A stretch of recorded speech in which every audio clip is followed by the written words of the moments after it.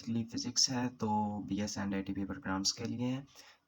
वैसे तो FSc level और मैट्रिकुलेशन लेवल वाले भी इसको पढ़ सकते हैं क्योंकि उनमें भी इन टॉपिक्स का अक्सर औकात ज़िक्र किया जाता है।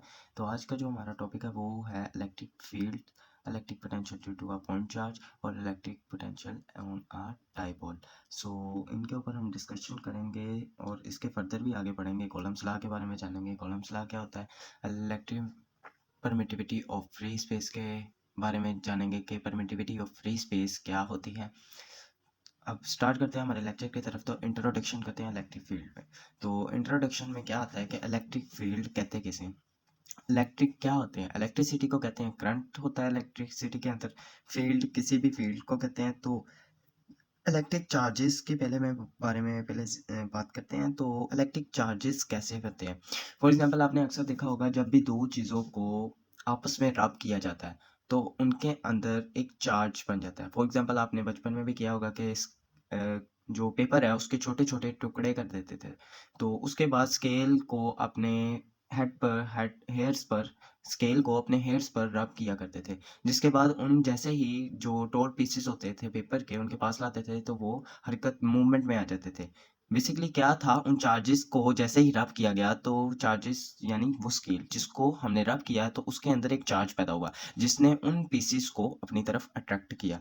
तो क्या है इसके अंदर इलेक्ट्रिक फील्ड? तो इलेक्ट्रिक फील्ड का कॉन्सेप्ट भी इसी से कुछ हद तक बेस्ड है। इसमें क्या होता है, इलेक्ट्रिक फील्ड के अंदर जब भी इसकी न्यूट्रलिटी को डिस्टर्ब किया जाता है यानी द डिस्टर्बेंस of neutrality या when the neutrality is disturbed it is known as the electric field। तो electric field की basic definition क्या है कि a region of space around an electric charge in which the force would be exerted on an other charge placed in that space and the electric fields are represented by vectors। यानी कि एक ऐसा space जो कि electric charge के इर्द गिर्द मौजूद हो और जिसके अंदर जो कुव्वत है, फोर्स जिसे हम कहते हैं, एग्जर्ट की जाए दूसरे चार्जेस के ऊपर उसी स्पेस के अंदर, तो उसको इलेक्ट्रिक फील्ड कहते हैं। और इलेक्ट्रिक फील्ड वेक्टर से रिप्रेजेंट किए जाते हैं। ये वेक्टर्स होते हैं, ठीक है। और दुनिया में कोई भी चार्ज जो कोई भी चीज मौजूद हो तो उसके अंदर एक चार्ज लाजमी मौजूद होता है। दुनिया की हर चीज के अंदर एक चार्ज मौजूद होता है।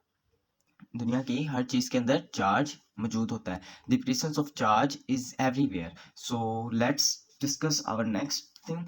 तो इसमें एक एग्जांपल लेते हैं कि जैसे ही फॉर एग्जांपल कार की न्यूट्रलिटी की बात करते हैं कि कार जब अपने न्यूट्रल मोड पे होती है यानी आपने न्यूट्रल पे लगाई होती है और उसका जो हैंड ब्रेक है वो अप की होती है तो कार एक स्टेबल मोमेंट पे होती है। जैसे ही आप उसके जो हैंड ब्रेक है उसको डाउन करते हैं और उसकी न्यूट्रलिटी को डिस्टर्ब करते हैं तो आपकी कार क्या करने लग जाती है? मूवमेंट करने लग जाती है। बेसिकली ये था छोटा सा कॉन्सेप्ट कि जब न्यूट्रलिटी को डिस्टर्ब किया जाए तो वो मूवमेंट करती है। लेकिन एक बात और याद रखनी है आपने कि ये ऑलवेज पॉसिबल नहीं है कि जब भी उसकी न्यूट्रलिटी को डिस्टर्ब किया जाए तो ये लाजमी नहीं है कि जब भी उसकी न्यूट्रलिटी को डिस्टर्ब किया जाए कि ये लाजमी हो कि वो मूवमेंट करे। ऐसा नहीं होता। It is always not possible that when ever you disturb it's neutrality it will moves और बी इन मोशन। सो ये एक फंडामेंटल कंसेप्ट था आपके लिए। अब कैलकुलेशन की बात की जाए, इलेक्ट्रिक फील्ड की कैलकुलेशन कैसे की जाती है। अब इसमें पढ़ते हैं दी इलेक्ट्रिक फील्ड प्रोड्यूस की जाती है एक पॉइंट चार्ज के जरिए जिसको हम क्यू का नाम देते हैं। एक डिस्टेंस हम रिप्रेजेंट करते हैं आर के साथ एक चार्ज से जो गिवन किया गया है कॉलम्स लॉ। कॉलम्स लॉ आपने छोटी क्लासेस में भी पढ़ा है, मैट्रिकुलेशन में इंटर लेवल में कि कॉलम्स लॉ फिर क्या होता है। अब यहाँ देखते हैं हम कॉलम्स लॉ क्या होता है। एक ऐसा इलेक्ट्रोस्टैटिक इंटरेक्शन होता है दो चार्जेस के, दो इलेक्ट्रिक चार्जेस के दरमियान। It's an electrostatic interaction between electric charges. It quantifies the force. जो फोर्स उन दोनों के दरमियान में पॉइंट चार्जेस के होती है उसको चार्ल्स ऑगस्टन द कॉलम था जिसके नाम से ये कॉलम्स लॉ दरियाफ्त किया गया था। ये एक फ्रेंच फिजिस्ट था जिसने इस लॉ को आगे 18वीं सदी में जामिया अमल तक पहुंचाया था। तो इसकी मैथमेटिकल एक्सप्रेशन की बात की जाए तो ये एफ है के Q1 Q2 over are square, ये इसका फॉर्मूला है। और के एक कॉलम कांस्टेंट है। इसकी जो वैल्यू होती है 1/4 pi epsilon not. Epsilon not को हम पढ़ते हैं परमिटिविटी ऑफ फ्री स्पेस। इसके बारे में भी आगे हम डिस्कस करेंगे फर्दर। तो एफ देखते हैं हमारे पास क्या है, फोर्स है और मैग्नीट्यूड को रिप्रेजेंट कर रहा है इलेक्ट्रोस्टैटिक फोर्स की जो इन दो चार्जेस के दरमियान मौजूद है। के जैसे कि हमने पहले बताया कि कॉलम्स कांस्टेंट होता है, तो ये अप्रोक्सीमेटली बराबर होता है 8.85 मल्टीप्लाई बाय 10 की 9 nm2 c माइनस 2। ये 9 के बराबर होता है, 10 की पावर रेज 9 पॉजिटिव में होती है, nm2 c माइनस 2। तो इसका ऐसा यूनिट हम इस तरह भी लिखते हैं कई बाजुकात के अप्रोक्सीमेटली 9 कह लेते हैं, 9 मल्टीप्लाई बाय 10 की 9 nm2 c माइनस 2। ये भी एब्सोल्युटली करेक्ट है। अब Q1 और Q2 इस मैग्नीट्यूड के बिटवीन 2 पॉइंट चार्जेस हैं ऐसे, और R इसका डिस्टेंस है दो चार्जेस के दरमियान का। तो जो F है वो डायरेक्टली प्रोपोर्शनल किसके है, F डायरेक्टली प्रोपोर्शनल है दो चार्जेस के, और इनवर्स है किसके, डिस्टेंस के। और ये क्या है, कॉलम्स कांस्टेंट। इसको हम ऐसे भी लिख सकते हैं कि F directly proportional Q1 Q2 और inversely proportional to R square. तो इससे ये हमारी पता लगती है कि हमारे पास क्या है, कॉलम कांस्टेंट है। तो यही इसमें डिस्कशन है।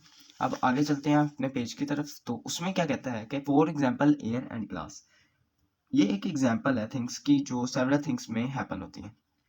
A part of the incident field is reflected, part is transmitted, and in some of the cases there may be a charge distribution at the surface। यानी किसी भी प्लेस पे चार्ज डिस्ट्रीब्यूशन होती रहती है, occurrence होती है। फॉर एग्जांपल एक बॉडी से दूसरी पॉइंट पे चार्ज जाना, वो उसकी क्या है, डिस्ट्रीब्यूशन है।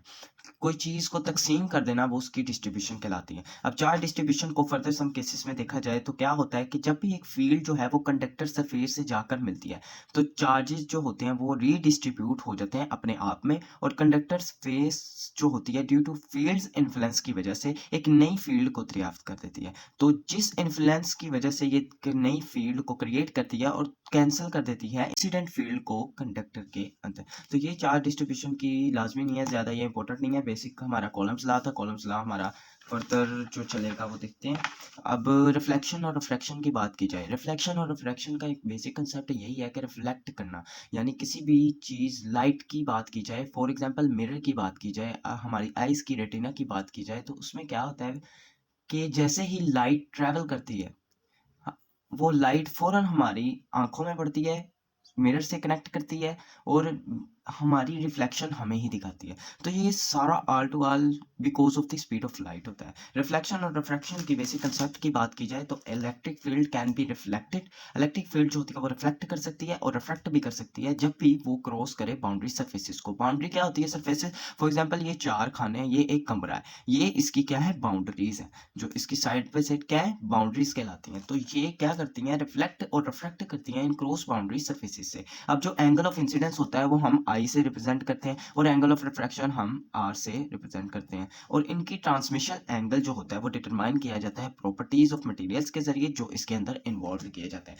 अब हमने मैट्रिकुलेशन लेवल के ऊपर एक बात पढ़ी थी जिसके अंदर क्रिटिकल एंगल होता था, और टॉपिक हमारा होता था टोटल इंटरनल रिफ्लेक्शन के बारे में। टोटल इंटरनल रिफ्लेक्शन की बात की जाए तो उसमें क्रिटिकल एंगल को है वो 90 डिग्री तक बताया जाता है, यानी वो क्या होता है, परपेंडिकुलर होता है। परपेंडिकुलर होने की वजह से उसका जो क्रिटिकल एंगल है वो इंसिडेंस के साथ उसके रिफ्लेक्शन के बारे में उसमें डिस्कस किया जाता है। तो वो अभी हमारा टॉपिक नहीं है, तो हम आगे बढ़ते हैं। एक सिंपल सा कंसेप्ट होना ज़रूरी था। अब आगे बढ़ जाते हैं, कॉलम्स लॉ के जो बाकी चीज़ें रह गई उसके ऊपर बात करते हैं कि कॉलम्स लॉ के क्या होते हैं। अब ये हमने साइन देखा, ये एप्सिलॉन का साइन होता है, ये फार्मूला कहलाता है permittivity is given as following. तो एप्सिलॉन जो है वो बराबर होता है epsilon naught over epsilon R. ये क्या होता है, परमिटिविटी ऑफ फ्री स्पेस होता है, ये परमिटिविटी ऑफ रिलेटिविटी होता है। तो जहाँ जो है वो एप्सिलॉन को परमिटिविटी ऑफ मटेरियल का नाम दिया जाता है। जब नॉट का साइन आ जाए तो ये क्या होता है, परमिटिविटी ऑफ वैक्यूम होता है। इसका जो वैल्यू और यूनिट होता है वो गिवन है कि 8.85 मल्टीप्लाई बाय 10 की -12 C2nm2। ठीक है, अगर इसको ऊपर ले आए ये क्या बन जाएगा, nm-2। एप्सिलॉन आर जो होता है वो हमारे पास परमिटिविटी होती है और नाउन एज होती है डाइलेक्ट्रिक कांस्टेंट के तौर पे, जो कि डायमेंशनलेस कांस्टेंट होता है, और ये क्वांटिफाई करता है कि कैसे मटेरियल्स की परमिटिविटी को कंपेयर किया जाता है वैक्यूम के साथ। ठीक है, तो जो रिलेटिव परमिटिविटी होती है इंडिकेट करती है कि कितना मटेरियल बी पोलराइज्ड हो सकता है अगर उसका रिस्पॉन्स इलेक्ट्रिक फील्ड के रिलेटिव हो वैक्यूम के साथ। तो ये हमारा बेसिक कंसेप्ट था कि क्या होता है जो परमिटिविटी ऑफ फ्री स्पेस है, इसके बारे में हमने डिस्कस कर लिया है। वैल्यू ऑफ के बारे में कर दिया है कि वो डिपेंड्स करती है मीडियम के दो चार्जेस के दरमियान के, और कॉलम्स ला के हमने डिटेल्ड पढ़ लिया कि डायरेक्टली प्रोपोर्शनल किसके होता है और इनवर्सली प्रोपोर्शनल किसके होता है। उसके बाद लिमिटेशन ऑफ कॉलम लॉ की बात की जाए तो लिमिटेशंस के बारे में बात करते हैं कि लिमिटेशंस क्या होती है। कॉलम्स लॉ के लिमिटेशंस की बात की जाए तो ये वैलिड होती हैं पॉइंट चार्जेस के साइज के ऊपर, कि वो बहुत ज़्यादा स्मॉल होते हैं as compare to the distance between them. ये हमारी क्या है, लिमिटेशन है। तो दूसरी उसका पॉइंट की बात की जाए तो उसमें क्या कहता है कि दूसरी फोर्सेस की तरह जो इलेक्ट्रिक फोर्सेस होती हैं वो न्यूटन्स के थर्ड लॉ को पे करती हैं। ये भी कॉलम्स लॉ की लिमिटेशन में से एक लिमिट है। ठीक है, तो आगे देखते हैं हमारा नेक्स्ट टॉपिक क्या होगा। हमने ये डिस्कशन कर ली। अच्छा, उससे पहले एक बात कर लेते हैं, अगले टॉपिक से पढ़ने से पहले। हमारा नेक्स्ट टॉपिक है तो force on a point charge in an electric field. तो इलेक्ट्रिक फील्ड और एक होती है इलेक्ट्रिक फील्ड इंटेंसिटी, उसके ऊपर थोड़ी सी डिस्कशन कर लेते हैं कि वो क्या चीज़ होती है। इलेक्ट्रिक फील्ड एक ऐसी फील्ड होती है जिसको हम इमेजिनरी स्फीयर भी कहते हैं। तो इसकी डेफिनेशन क्या बनती होगी? इलेक्ट्रिक फील्ड की डेफिनेशन होती है the electric field is a region around a charge, एक चार्ज के इर्द गिर्द। The electric field is a region एक जगह around a charge in which it exerts electrostatic force on another charge।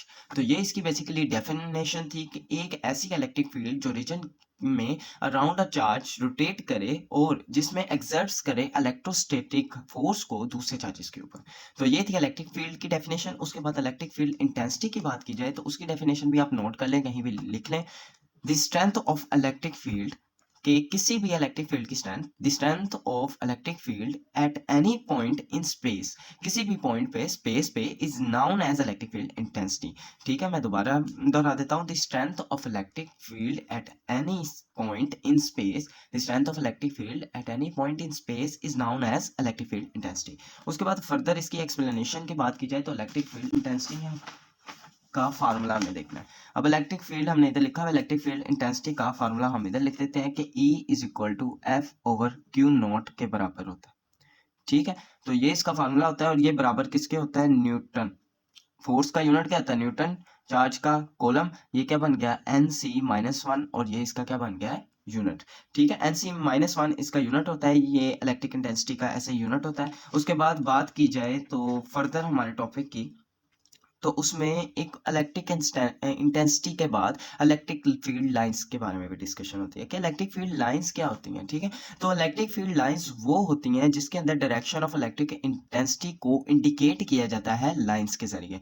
तो ऐसी लाइंस को हम क्या कहते हैं? Electric lines of forces. क्या है, मैं दोबारा दोहरा देता हूँ कि हमने इलेक्ट्रिक फील्ड इंटेंसिटी का पढ़ा कि वो क्या होती है, दिस वो स्ट्रेंथ होती है इलेक्ट्रिक फील्ड की किसी भी स्पेस के पॉइंट के अंदर। तो इलेक्ट्रिक फील्ड लाइंस क्या होती हैं? इलेक्ट्रिक फील्ड लाइंस वो होती हैं कि जो इलेक्ट्रिक इंटेंसिटी को इंडिकेट करें लाइंस के जरिए, तो उनको क्या कहते हैं? Electric lines of forces. Michael Faraday ने इंट्रोड्यूस करवाया था इस कंसेप्ट को कि इलेक्ट्रिक लाइंस ऑफ फोर्सेस क्या होती हैं। ठीक है, और इनको रिप्रेजेंट करने का लाइंस ऑफ फोर्सेस का तरीकाकार भी बताया था। तो स्मॉल एरो और पॉइंट्स के जरिए उन्होंने बताया था कि एक फील्ड पॉइंट बन जाती है जिनमें सारी ट्रैवल करती हैं लाइंस ऑफ फोर्सेस कैसे। इमेजिनरी पॉजिटिव चार्जेस के बारे में उन्होंने बताया था, यानी पॉजिटिव और नेगेटिव चार्जेस की डिस्कशन हुई थी। तो इंपॉर्टेंट इलेक्ट्रिक फील्ड लाइंस की जो प्रॉपर्टीज होती हैं उनमें आ जाती हैं। एंड नेगेटिव चार्ज होता है तो वो इंटरेक्ट नहीं होते एक दूसरे के साथ ईच अदर, तो कंट्रैक्ट करते हैं, लॉन्गिट्यूडनली कंट्रैक्ट करते हैं, आपस में रिपेल करते हैं ट्रांसवर्सली। तो इलेक्ट्रिक फील्ड स्ट्रोंगर होती है इलेक्ट्रिक लाइन से और क्लोजली पैक्ड होती है। इलेक्ट्रिक फील्ड जो होती है वो वीकर होती है इलेक्ट्रिक लाइन से और क्लोजली पैक्ड होती है। तो ये हमारी थोड़ी सी छोटी सी डिस्कशन थी इसके ऊपर। तो आगे हमारे नेक्स्ट टॉपिक पे चलते हैं कि क्या है electric field, force on point charge in an electric field. तो इसकी बात की जाए तो इसमें क्या है हमारे पास, when you have a single point charge, let's call it q1, and in an electric field E created by another charge, let's call it q2, the force F experienced by q1 due to q2 can be evaluated as। अब इसमें basically क्या discussion की गई है? Same as it is वही discussion की गई है कि दो चार्जेस को हमने लेट किया है, दो चार्जेस q1 और q2 का नाम दे देते हैं, इलेक्ट्रिक फील्ड को हम E से रिप्रेजेंट करते हैं और उसके बाद हम फार्मूले की तरफ आते हैं कि F फोर्स है हमारी। F बराबर है q1 डॉट E के, यानी चार्ज पर जो F है वो चार्ज क्या है हमारा, मल्टीप्लाई हो रहा है इलेक्ट्रिक फील्ड के साथ। तो ये पॉइंट चार्ज का फार्मूला है। उसके बाद इसकी एक एग्जांपल देख लेते हैं कि क्या कहता है। फर्स्ट ऑफ ऑल ये देख लेते हैं क्या लिखा है इसमें, इसकी डिटेल लिखी कि F किसको रिप्रेजेंट कर रहा है, Q1 क्या है हमारे पास, E क्या है। ठीक है, देख लीजिएगा। उसके बाद एग्जांपल क्या है, Q1 को अगर हम 2 माइक्रो कूलम लेट करें तो माइक्रो हमें पता है कि 10 की पावर -6 होती है। माइक्रो किसके बराबर होता है? 10 की -6 के बराबर। ठीक है, तो आगे हम चलते हैं। तो ई उसने फर्ज किया है 5000 न्यूटन पर कॉलम। तो एफ फार्मूला इसी का यूज़ को होगा कि पॉइंट चार्ज फाइंड करें, तो फार्मूला मल्टीप्लाई होंगे, आपस में मल्टीप्लाई हुए तो 0.01 न्यूटन आ गया। और ये न्यूटन कैसे है फोर्स का, वैसे तो हमें पता है न्यूटन ही होता है, न्यूमेरिकली देखा जाए, न्यूमेरिक इसको सॉल्व किया जाए तो क्या होगा, ये सी इधर आ जाएगा, ये डॉट एन ओवर सी होगा, तो सी सी से कैंसिल हो गया, तो ये हमारे पास प्रूफ होगा कि इसका न्यूटन का होगा। ठीक है, ये मैथमेटिकली था थोड़ा। तो आगे चलते हैं इसकी प्रॉपर्टीज़ की तरफ। ये प्रॉपर्टीज़ एक्स्ट्रा हैं आपके लिए, जो करना चाहते हैं कर लें, क्योंकि ये शॉर्ट में आता है बेसिकली, तो लॉन्ग में इसका अभी कोई नहीं है। अगर बीएस सेमेस्टर्स में देखा जाए तो उसमें जो इंपॉर्टेंट टॉपिक होते हैं वो कैपेसिटर्स और capacitance in parallel and series circuit है, अभी तक का जो चल रहा है इंपॉर्टेंट। तो ये फर्स्ट वालों के लिए, फर्स्ट सेमेस्टर वालों के लिए, कि ये टॉपिक उस लिहाज से इंपॉर्टेंट है जो मैंने अभी बताया। प्रॉपर्टीज़ में इसमें बेसिकली कुछ भी नहीं है, हम इसको स्किप करते हैं, ये हमारा काम तो नहीं है, लेकिन फिर भी थोड़ी सी डिस्कशन इसके ऊपर भी कर लेते हैं कि ये होते क्या है। तो रेडियल सिमेट्री पहली होती है, तो इसमें क्या होती है, जो इलेक्ट्रिक फील्ड लाइंस होती हैं वो इमरेट करती हैं एक पॉइंट चार्ज से तमाम डायरेक्शंस के अंदर, फॉर्मिंग रेडिकली सिमेट्रिक लाइंस। ठीक है, तो मैग्नीट्यूड के बारे में है, डायरेक्शन है उसकी, सुपरपोजिशन प्रिंसिपल जो हमने मैट्रिकुलेशन में फर्स्ट ईयर में पढ़ा हुआ है हमने, यानी इंटर लेवल के ऊपर जब फर्स्ट ईयर की फिजिक्स की बुक थी तो उसके अंदर हमने पढ़ा हुआ था कि सुपरपोजिशन प्रिंसिपल क्या होते हैं। आई थिंक 10 या 11 चैप्टर था उस टाइम। तो which can be found by adding electric field produce by each charge individually. Inverse square law हमने पढ़ा हुआ है कि इनवर्स स्क्वायर लॉ के इनवर्सली प्रोपोर्शनल का हमने पढ़ा हुआ है। वेक्टर क्वांटिटी के बारे में देखा कि अगर एफ कॉलम्स फोर्स की वेक्टर क्वांटिटी में लिखना हो तो एरो हेड आ जाता है और आर का वेक्टर ऊपर हेड आ जाता है, हेड आ जाता है। तो नेक्स्ट अभी हमारा टॉपिक ख़त्म नहीं हुआ, ये तो सिंपल न्यूमेरिकल्स हैं, इनके बेस के ऊपर के अगर कॉलम्स लॉ की मदद से न्यूमेरिकल एक ड्राइव किया जाए तो उसकी शेप और तो उसके स्ट्रक्चर को देखते चलें तो वो कुछ इस तरह का इंटरफेस होगा। 2 पॉइंट चार्जेस होंगे जिसमें Q1 Q2 की वैल्यू दी होगी, एक डिस्टेंस 3 मीटर्स का दिया होगा और वो K का इलेक्ट्रोस्टैटिक फोर्स को डिफाइन करें। तो सिंपली ये आपका गिवन डाटा है, उसने गिवन किया माइक्रो हमारा 10 के माइनस 6 के बराबर, K हमारा 9 मल्टीप्लाई बाई 10 की 9 है, और इसका जो हमारे पास यूनिट होता है वो क्या होता है, NM2C-2। ठीक है, तो ये हमारा यूनिट होता है, ये दोनों आपस में मल्टीप्लिकेशन होगी, इनकी डिवीजन होगी कैलकुलेटर की मदद से, तो हमारे पास ये आंसर आ जाएगा न्यूटन के अंदर, क्योंकि फोर्स का जो यूनिट होता है वो भी क्या होता है, न्यूटन होता है। उसके बाद अगर हम फर्दर चलें तो हमारा नेक्स्ट टॉपिक क्या आ जाता है जी, हमारा नेक्स्ट टॉपिक क्या आता है, electric dipole in an electric field. Electric dipole की सिंपली बात की जाए तो इलेक्ट्रिक डाइपोल एक ऐसा डाइपोल होता है जो कंसिस्ट करता है दो इक्वल ऑपोजिट पॉइंट चार्जेस पे, यानी पॉजिटिव और नेगेटिव की बात की जाए, separate by a distance T. अब 2 पॉइंट चार्जेस होते हैं डाइपोल के अंदर, ठीक है, वो ऑपोजिटली क्या करते हैं, ऑपोजिट ऑलवेज अट्रैक्ट, एंड जो सेम होते हैं वो क्या करते हैं, रिपेल करते हैं। फॉर एग्जांपल लगाया जाए positive positive repels and positive negative attracts, यही सिंपल इसकी बेसिक डेफिनेशन हम पढ़ते हैं मैट्रिक में भी, और हमारे इंटर में भी हमने ये बात सीखी है कि क्या होती है। अब बात की जाए electric potential between two charges या 2 पॉइंट्स की, अगर हम बात करें तो वो क्या होती है। इलेक्ट्रिक पोटेंशियल की बात की जाए तो इलेक्ट्रिक पोटेंशियल एक point at a point in electric field बराबर होता है amount of work done bringing a unit positive charge from infinity to that point. तो क्या होती है, the amount of work, the amount of work done by bringing a unit positive charge from infinity to that point। तो basically ये किसकी definition है, electric potential की दो पॉइंट्स के दरमियान वाले। तो इसका फार्मूला क्या गिवन किया जाता है, V is equal to W over Q, ये इसका फार्मूला होता है। तो जो इलेक्ट्रिक पोटेंशियल होती है ये एक स्केलर क्वांटिटी होती है, क्या होती है, स्केलर क्वांटिटी होती है। ठीक है, ऑल डन। तो इसकी बात की जाए, यूनिट की बात की जाए तो क्या होता है हमारे पास, इलेक्ट्रिक पोटेंशियल का जो यूनिट होता है वो हमारे पास वोल्ट्स में होता है। ठीक है, और ये वोल्ट्स किसके, अब देखें वोल्ट्स बराबर किसके हैं, यूनिट ऑफ वर्क के, उसके बाद चार्ज के बराबर है। तो 1 वोल्ट जो हमारा है उसका अगर देखा जाए तो W1 जॉल चार्ज हमारा कॉलम्स के बराबर, तो J/C इसका क्या बन गया, यूनिट बन गया। 1 वोल्ट किसके बराबर होता है, JC-1 के। फॉर एग्जाम्पल न्यूमेरिकल में जाके बंदा स्टक हो जाता है कि JC-1 दे दिया, ये भला किसका यूनिट है, तो सिंपली ये वोल्ट के बराबर होता है। तो हमें पता है वोल्ट किसका यूनिट है, इलेक्ट्रिक पोटेंशियल का यूनिट है, तो ये आपने भूलना नहीं है। और अगर बात की जाए 1 वोल्ट की डेफिनेशन की, तो ऐसे भी होता है कि ये बराबर है इसके, तो इसकी डेफिनेशन भी बताएं। तो क्या करनी है डेफिनेशन के, अगर 1 जूल वर्क डन किया जाए, अगर 1 जूल वर्क डन किया जाए अगेंस्ट इलेक्ट्रिक फील्ड के in bringing 1 column positive charge from infinity to a point in an electric field, then electric potential at that point then the electric potential at that point will be 1 volt। तो ये इसकी basic definition होगी। या आप कह सकते हैं कि अगर एक कॉलम चार्ज को इलेक्ट्रिक फील्ड के पास लेके जाएं हैविंग 1 जूल पोटेंशियल एनर्जी, के 1 जूल उसके पास क्या हो, पोटेंशियल एनर्जी हो, तो जो पोटेंशियल होगा वो उस पॉइंट का क्या होगा, 1 वोल्ट कहलाएगा।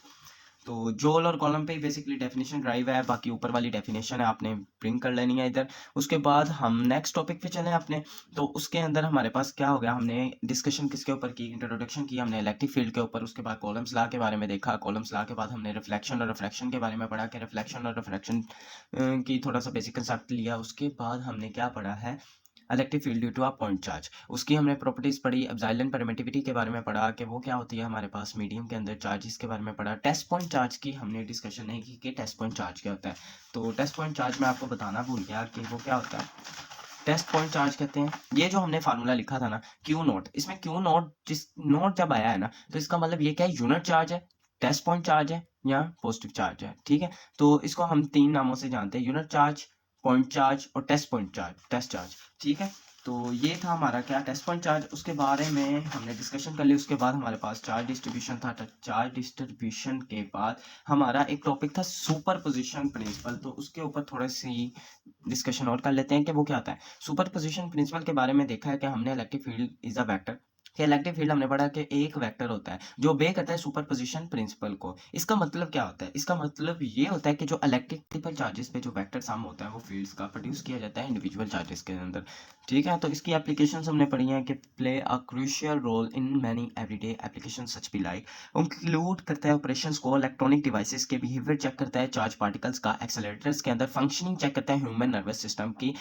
यानी कि अगर बात की जाए ह्यूमन फंक्शन सिस्टम की, कि आप जो कमांड देते हैं, आपके जो इमोशंस हैं वो पैरासिम्पैथेटिक नर्वस सिस्टम की, कि वो कमांड देता है अपने ह्यूमन नर्वस सिस्टम को कि ये काम करे, और जो उस पर काबू रखता है, यानी कि फॉर एग्जांपल मेडिटेशन की बात की जाए तो वो बेसिकली क्या कर रहे होते हैं, अपने पैरासिम्पैथेटिक नर्वस सिस्टम पर कंट्रोल कर रहे होते हैं।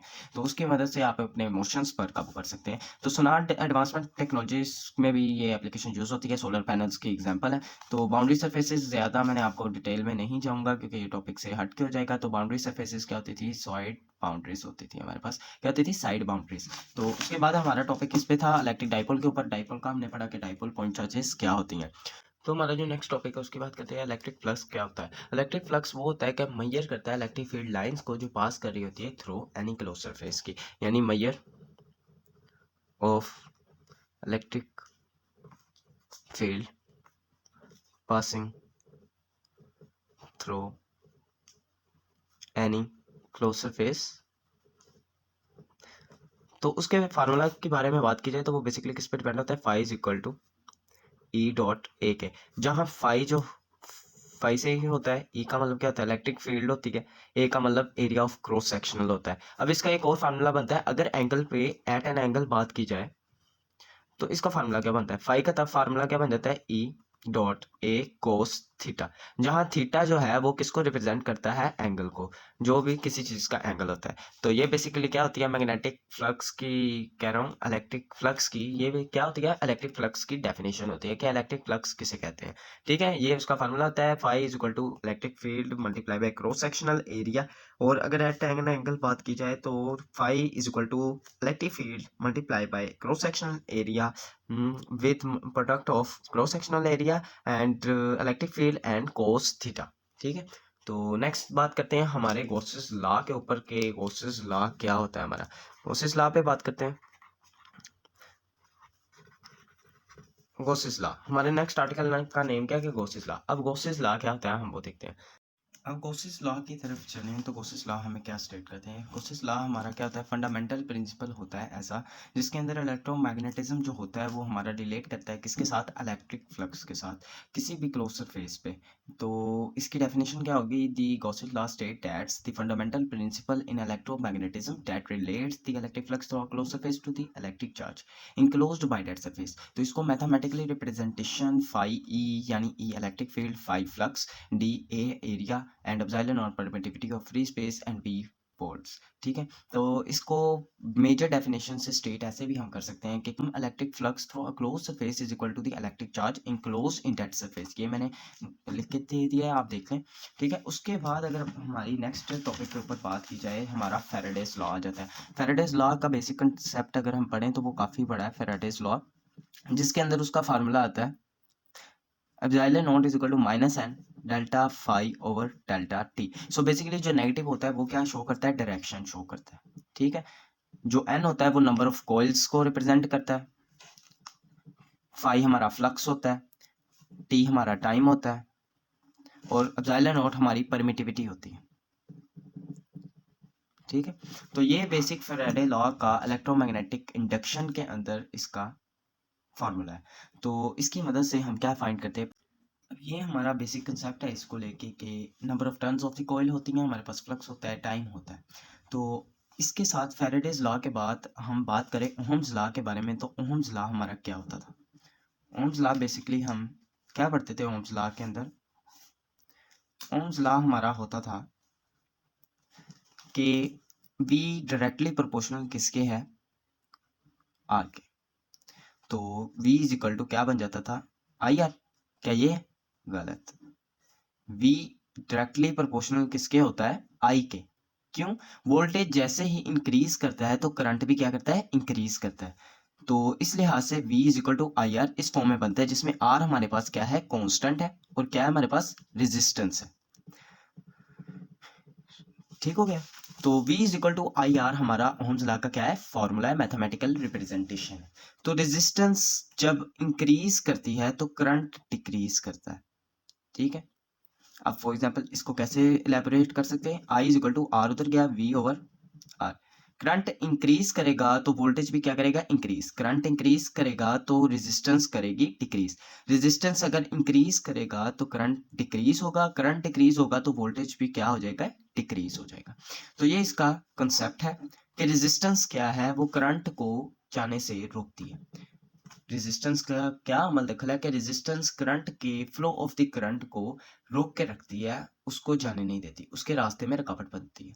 तो इससे हम ये अंदाजा लगा सकते हैं, the more the resistance will be the less the current will be flow, and if there is low resistance then there is more current to flow in the circuit.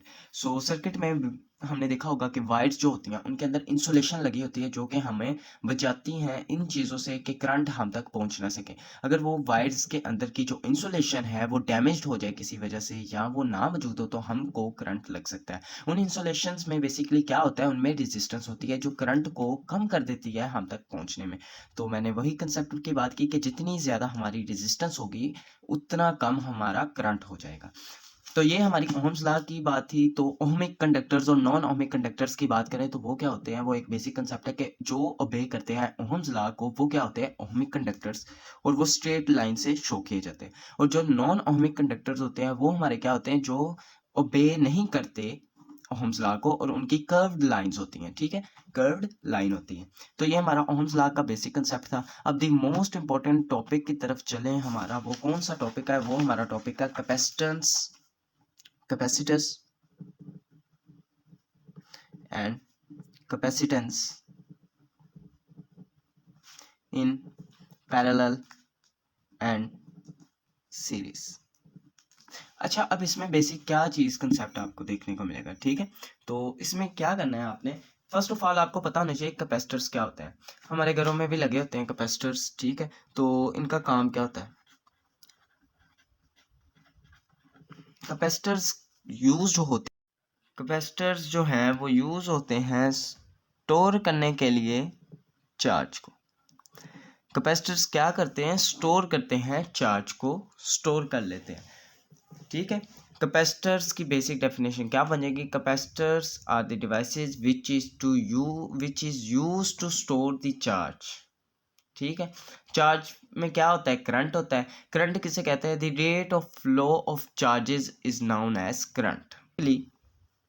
Here series and parallel are written, so let's see what is it and how can we remember that. Now first of all what you have to do is to, as you know कि parallel इस form को कहते हैं कि जो आमने सामने हो, चाहे वो इस फॉर्म में हो, इस फॉर्म में हो, इस फॉर्म में हो या इस फॉर्म में हो, कोई भी फॉर्म हो सकती है जिसमें वो आमने सामने कॉमन जा रहे हो, इनको हम कहते हैं पैरेलल। अब सीरीज की बात की जाए तो एंड टू एंड इसका कर सकते हैं।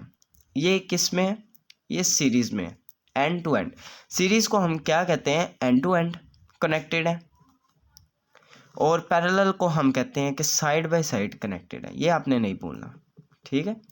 तो यही बेसिक कंसेप्ट है सीरीज और पैरेलल को देखने का। मेजर गलती बच्चे क्या करते हैं कि दूसरे में क्या होता है कि सीरीज का जो दूसरा हम वैसे फार्मूला पढ़ते हैं डायग्रामेटिकली, वो क्या होता है कि सी इक्विवेलेंट या कह लें आर इक्विवेलेंट बराबर होता है सीरीज में R1 plus R2 plus R3 के, और पैरेलल में क्या होता है 1/R equivalent is equal to 1/R1 plus R2, oh sorry 1/R2 plus 1/R3।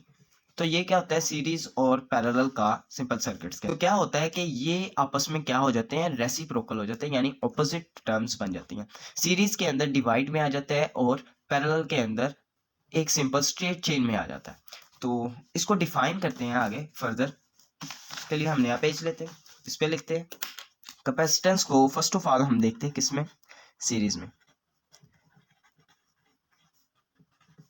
In series. तो इसकी डायग्राम बनाते हैं। अब फिर हम डायग्राम बनाते हैं सीरीज की, तो वो कैसे डिलीवर होगी। फर्स्ट ऑफ ऑल हमें पता है कि एंड टू एंड है, तो ये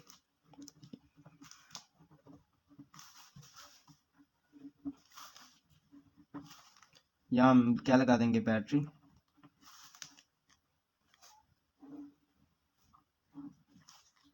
अब इनके साथ क्या कनेक्टिंग कर देंगे हम, वायर्स को, वायर को कनेक्ट किया, positive negative terminals, positive negative terminal, और ये हमारे पास बैटरी। अच्छा आपने यही बात याद रखनी है कि जब दो, एक पॉजिटिव एक नेगेटिव हो, तो वो क्या होता है, हमारे पास सेल होता है। जैसे पॉजिटिव नेगेटिव और एक और पॉजिटिव नेगेटिव टर्मिनल्स को अटैच कर दिया जाए, तो वो हमारे पास क्या बन जाती है, बैटरी बन जाती है, ठीक है। तो ये बेसिक चीज़ है जो आपने याद रखनी है। क्या अब ये हमारे पास क्या है सीरीज के अंदर, इसमें क्या अरेंजमेंट है, हमारी सीरीज के अंदर है, और ये साइड बाय साइड कनेक्टेड है कि एंड टू एंड कनेक्टेड है। सीरीज में हम क्या कहते हैं कि हमारे पास क्या कनेक्टेड होती है, ये हमारे पास एंड टू एंड कनेक्शन है, ठीक है। तो इसको क्या करते हैं, कई ऐसे भी पढ़ लेते हैं कि साइड बाय साइड, यानी कि मतलब ये कि कह लें आपके ये इस साइड पे है, उसके साथ ही ये है, इसके साथ ही ये है, तो इसको ऐसे भी पढ़ लेते हैं। लेकिन हम क्या करेंगे, हम सीरीज को पढ़ेंगे इसको एंड टू एंड कनेक्टेड, और पैरेलल को हम कैसे पढ़ेंगे, साइड बाय साइड कनेक्शन, ठीक है। तो सीरीज में हम आगे बढ़ते हैं। क्या होता है हमारे पास, हमें पता होता है जो चार्ज होता है सीरीज के अंदर, हमारे पास करंट क्या होता है, सेम होता है। Q1 बराबर है Q2 के। Q टोटल जो है हमारे पास, यहाँ कह लो सिंपल Q हमारे पास किसके बराबर है, Q1 के, Q2 के और Q3 के। सीरीज के अंदर जो होता है करंट, वो क्या होता है, सेम होता है। वोल्टेज उसमें क्या होता है, डिफरेंट होता है, ठीक है। और इसके ऑपोजिट ही क्या है, पैरेलल का फिनोमिनन है कि करंट उसमें डिफरेंट होगा और वोल्टेज क्या होगा, सेम होगा पैरेलल के अंदर। तो इसकी फर्दर डेरिवेशन कैसे करते हैं कि वोल्टेज हमारा क्या है, V1 plus V2 plus V3 के, ये हमारे पास क्या है, इसकी क्वेश्चन 1 है। इसकी मैथमेटिकल डेरिवेशन, अब हमें पता है कि Q बराबर किसके है, CV के। Q किसके बराबर है, CV के। चार्ज हमारा बराबर है CV के, और C हमारा किसके बराबर है, Q ओवर V के। तो हमने इसी फिनोमिनन को आगे देखना है कि कैसे चलना है। अब अगर V हमें फाइंड करना हो, तो वो हमारा क्या हो जाएगा, Q ओवर C हो जाएगा, ठीक है। तो अब इसके अंदर हमने देखना है कि V1 हमें चाहिए, V2 चाहिए, V3 चाहिए। तो सेम एज इट इज क्या होगा, ये V1 हो गया, ये हमारे पास same V2 Q over C2, इसको क्या होगा C1, और V3 is equal to Q over C3, ठीक है। तो इसको क्या करेंगे, इसमें पुट कर देंगे वैल्यू में, तो हमारे पास क्या बन जाएगा, ये V over Q over C1 plus Q over C2 plus Q over C3, ठीक है। अब इस V के साथ क्या फॉर्मेशन आएगी पहले ये देखनी है हमने। अब हमें पता होना चाहिए कि इक्विवेलेंट किसके बराबर होता है। अब बात की जाए इक्विवेलेंट की कि C इक्विवेलेंट किसके बराबर होता है, यहाँ कह ले कि 1/C इक्विवेलेंट किसके बराबर आ जाता है। तो हम पढ़ेंगे 1/C इक्विवेलेंट किसके बराबर होता है, V/Q के। ठीक है, 1/C इक्विवेलेंट किसके बराबर होता है, V/Q के। अब इसके नीचे Q हो जाएगा, कैसे आएगा, क्योंकि हम Q इधर से कॉमन ले लेंगे। हमने पढ़ा है सीरीज के अंदर करंट क्या होता है, चार्ज क्या होता है, वो सेम होता है। तो हमने जैसे ही इधर से कॉमन लिया, ये हमारे पास क्या बन गई form, 1/C1 1/C2 plus 1/C3। ठीक है, तो ये क्या बन गया, V/Q is equal to 1/C1। फिर से वही फॉर्मेशन बन जाएगी। अब क्या करेंगे, इसकी जगह इक्विवेलेंट आ गया हमारे पास 1/C1 plus 1/C2 plus 1/C3। अब ये हमारे पास क्या आ गई सीरीज में। ये सीरीज कॉम्बिनेशन है जो हम सिंगल कैपेसिटर के साथ करते हैं। अगर कैपेसिटर जो कनेक्टेड इन सीरीज हो और कंटिन्यूस ऑन चले तो हम उसको कैसे लिखेंगे, 1/C इक्विवेलेंट हमारा बराबर है 1/C1 1/C2 plus 1/C3 plus 3 dots plus फिर लगा के 1/CN से रिप्रेजेंट कर देंगे, एन मतलब कंटिन्यू। ठीक है, तो ये हमारा किसका था, बेसिकली सीरीज सर्किट के ऊपर थी जो हमारी डिटेल हमने पढ़ी। इसके बाद हम पैरेलल पे अब करते हैं। पैरेलल के बाद हम देखेंगे डिफरेंस क्या होता है सीरीज कॉम्बिनेशन में और पैरेलल कॉम्बिनेशन के अंदर। ठीक है, तो चलते हैं नेक्स्ट पैरेलल की तरफ।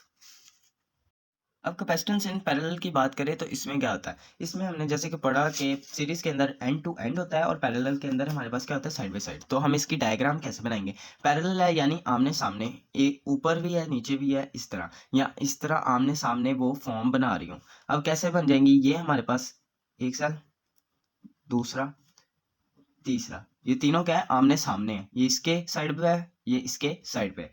अब क्या करेंगे, एक वायर कनेक्ट करेंगे इनके साथ। ठीक है, ये हमने कनेक्ट कर दिया एक के साथ वायर। अब इन तीनों को अटैच करना है वायर के साथ। वो कैसे करेंगे कि ये हम क्या बन जाएगी हमारे पास काइट तरह की एक वायर शेप बन जाएगी। ये हम क्या कनेक्ट कर रहे हैं सेल्स के साथ वायर्स को, ये हमारी वायर्स कनेक्टेड हो। अब ये पॉजिटिव नेगेटिव टर्मिनल्स बना देंगे हम। अब इसके साथ क्या करेंगे, बैटरी अटैच कर देंगे। और मैंने जैसे पीछे बताया कि आपने सेल और बैटरी में डिफरेंस रखना है कि बैटरी कैसे होती है और सेल में क्या डिफरेंस है। कि बैटरी हमारे पास इस फॉर्मेशन में होती है जिसमें एक से ज्यादा सेल्स हों। ठीक है, तो वो हमारी क्या है, बैटरी। अब ये हमारी कनेक्टेड है।